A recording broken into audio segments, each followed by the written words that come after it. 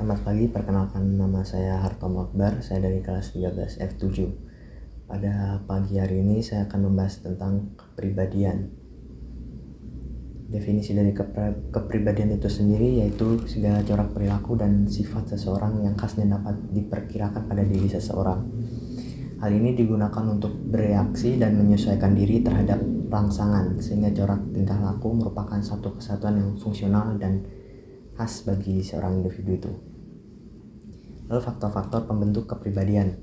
Kepribadian dibentuk oleh beberapa faktor. Yang pertama yaitu faktor genetik, faktor lingkungan keluarga, faktor pendidikan, faktor pengalaman hidup, faktor budaya dan nilai sosial, serta pengaruh teman dan lingkungan sosial.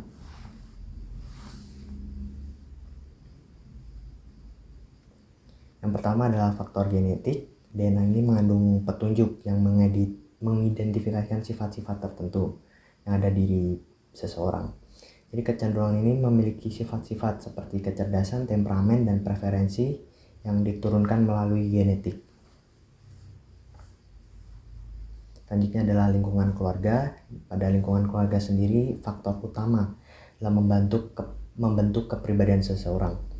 Cara orang tua mendidik, memberikan kasih sayang, mengkomunikasikan nilai-nilai kehidupan, dan memberikan pengarahan itu dapat mempengaruhi perkembangan kepribadian. Selanjutnya adalah faktor pendidikan. Pendidikan sendiri memberikan dampak yang signifikan, baik melalui formal maupun pendidikan informal.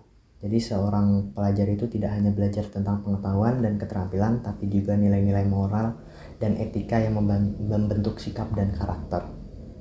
Selanjutnya adalah pengalaman hidup, baik pengalaman hidup positif maupun pengalaman hidup yang negatif yang terjadi pada kehidupan sehari-hari seseorang itu dapat membentuk cara pandang, sikap, dan respon individu terhadap situasi tertentu.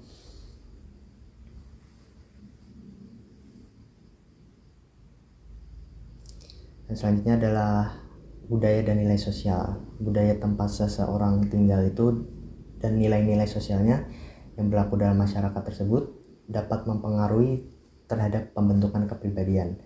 Setiap budaya memiliki norma, aturan, dan nilai-nilainya sendiri. Selanjutnya adalah pengaruh teman dan lingkungan sosial. Lingkungan sosial termasuk teman sebaya itu berpengaruh dalam kepribadian seseorang. Interaksi dengan teman sebaya dan kelompok sosial dapat membentuk sikap dan minat dalam nilai-nilai tertentu pada seorang individu. Selanjutnya adalah tipe-tipe kepribadian menurut Hippocrates dan Gelanus. Jadi tipe-tipe ini didasarkan oleh cairan yang berada di dalam tubuh, yaitu ada melankolis, sanguinis, phlegmaticus, yaitu flegmatis, dan koleris. Yang pertama adalah melankolis. Untuk melankolis sendiri yaitu seseorang yang memiliki banyak empedu hitam di dalam tubuhnya. Jadi orang dengan sifat tersebut biasanya itu yang dapat dilihat yaitu murung dan dengan sifat yang pesimis dan selalu menaruh rasa curiga. Selanjutnya adalah sanguinis, yaitu tipe kepribadian yang seseorang itu mempunyai banyak darah di dalam tubuhnya.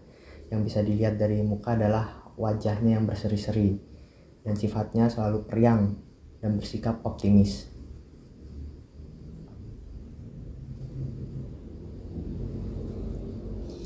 Selanjutnya adalah flegmatis, yaitu tipe kepribadian yang seseorangnya memiliki banyak lendir di dalam tubuhnya.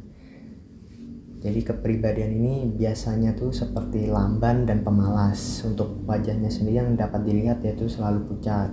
Untuk sifatnya sendiri dia selalu pesimis dan pembawaannya tenang. Yang terakhir adalah sanguinisi, yaitu tipe kepribadian yang seseorang itu di dalamnya banyak empedu kuning yang tadi hitam, dan untuk sanguinis ini warnanya kuning. Dan sifat kepribadian ini adalah agresif. Untuk yang dapat dilihat sendiri yaitu tubuh besar dan kuat.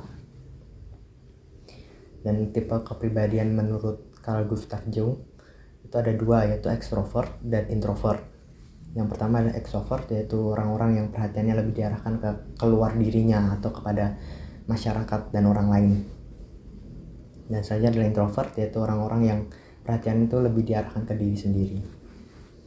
Untuk gangguan kepribadian sendiri ada beberapa macamnya. Yang pertama adalah paranoid, yaitu kepribadian yang membuat pengidapnya kerap terselimuti rasa ketidakpercayaan dan kecurigaan. Bisa juga ada rasa dengki di dalam dirinya. Selanjutnya adalah skizoid. Untuk skizoid sendiri yaitu biasanya pengidapnya tuh cenderung menunjukkan minat atau keinginan untuk memiliki hubungan pribadi. Jadi seperti malas dalam mengambil bagian di interaksi sosial ataupun masyarakat. Dan selanjutnya adalah narsistik. Untuk narsistik ini sendiri yaitu jenis masalah kepribadian yang membuat pengidapnya itu merasa paling hebat, haus pujian, dan ingin selalu dominan. Dan untuk pengidap ini tidak adanya rasa empati terhadap orang lain. Dan yang terakhir adalah gangguan eksplosif, yaitu ledakan amarah atau seorang pengidapnya itu biasanya meledak-ledak amarahnya bahkan untuk masalah sekecil apapun. Ini adalah reaksi stres yang dialami pengidapnya walaupun mungkin stresnya sangat kecil. Baik, sekian materi yang dapat saya sampaikan. Terima kasih atas perhatiannya. Wassalamualaikum warahmatullahi wabarakatuh.